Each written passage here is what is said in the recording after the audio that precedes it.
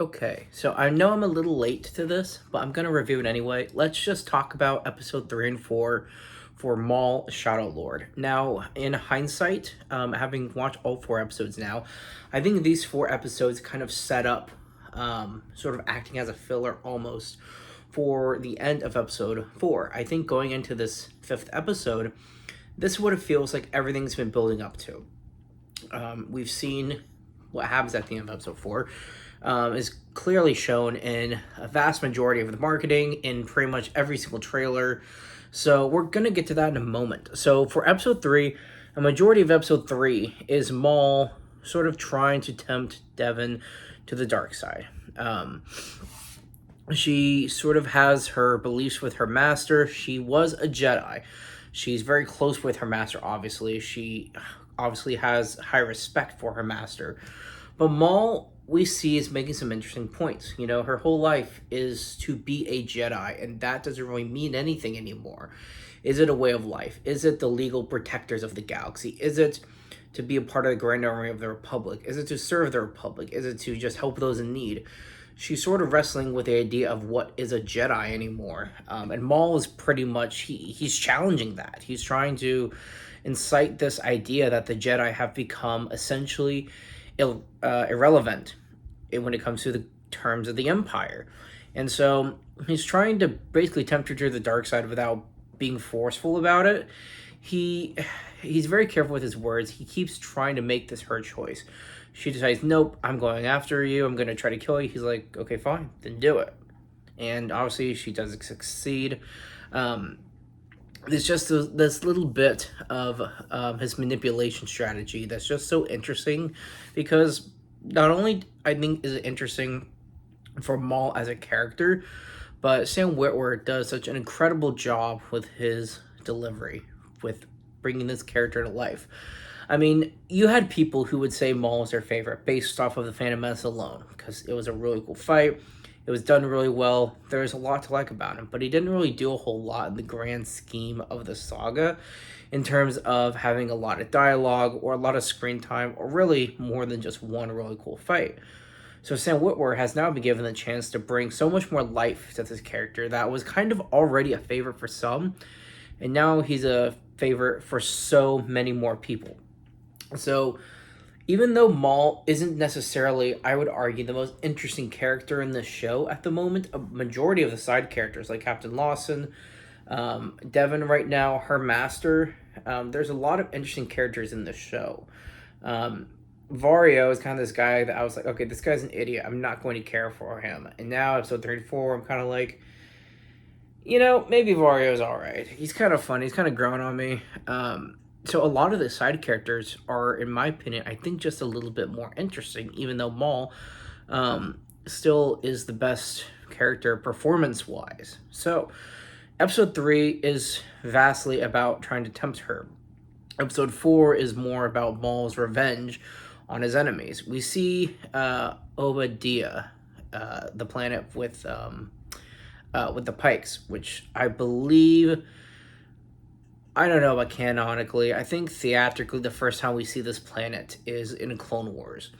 But the Pikes have been showing up in a lot of various projects ever since they were created, I believe, for Clone Wars, but they could have existed in Legends already. I'm not entirely certain. I just know the Pikes have been a little bit everywhere recently.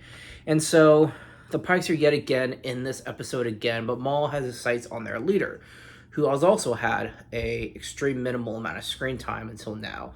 So having the whole fake out where you think Vario stunned, captured Maul, it's actually one of the other Dathomirians, and now Maul was able to just cause carnage on these people. I mean, the fighting between Maul and his enemies in this show is one of the coolest things. I don't know how many people really needed stormtroopers versus resistance people, I guess, but my favorite part of Star Wars, my two favorite things, has always been the lightsaber fights and the dog fights, the ship sequences. And so that is what the sequels, I feel like, was sorely lacking in both aspects, which is, I think, is why growing up as a prequel fan, that's why I have such love for the lightsaber fights and the ships, because prequel fans and Clone Wars fans were doing so well with these things. I mean, George Lucas, Dave Filoni gave us so much to work with. And so the reason I bring that up is in Maul, although there haven't been too many ship fights yet, which I reserve my hope for those for The Mandalorian and Grogu. But Maul has good lightsaber fights. There's choreography, it looks good, and he's just fighting. Even if he's not fighting so with a lightsaber, it's him just fighting the Pikes or whoever he's fighting. It's just cool to see these fights with a lightsaber on the screen. That was one of the biggest problems with the sequels for me, is you can talk about the direction or the plot or the cinematography or the character development. All those things make or don't make up people's minds, but for me it was the lack of choreography in the lightsaber fights and the lack of lightsaber fights in general. That is what I really loved about the prequels and even the original trilogy, even if it came out so much longer ago than these new projects with modern technology and all of that. You can't really compare it, but even the way the original trilogy looks is just still fun. The lightsaber fights are so much fun. So to have that again in Maul is, I think, one of the biggest highlights of the show so far. So yes, episode 4, things kind of escalated. We see him find the Pikes, but we also see Devon and her master. If I say this correctly, I think it's Iko Diodeki, or Daki.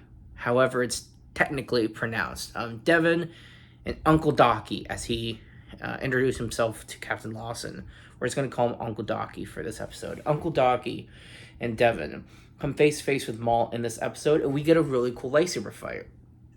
And it's just made me realize this could be one of the first lightsaber fights, besides Devon and Maul, to canonically take place after Revenge of the Sith. Possibly. I could just be completely missing something. I'm sure there's some fight in some book somewhere. That's always Star Wars' answers. There's some book somewhere that makes you wrong about whatever it is you think you were right about.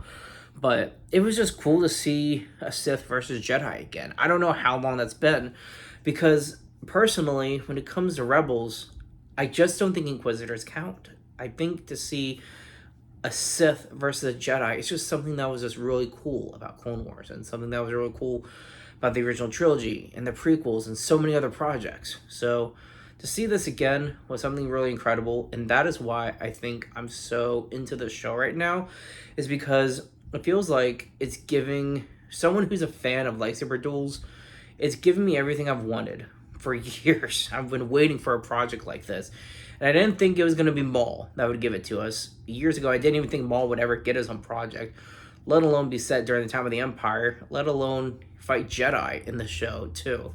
So all these things are incredibly interesting. It's making me hyped for the next episode, and the big cliffhanger that everyone sort of saw coming is before Lawson deactivated Two Boots, he was trying to contact the Empire. Well, he turned Two Boots off. Two Boots came to, woke up, and he contacted the Empire. So the ending of this episode, we see an Imperial Star Destroyer covering, making a shadow over the city of Janix. I believe it's a city, not planet, or it's both.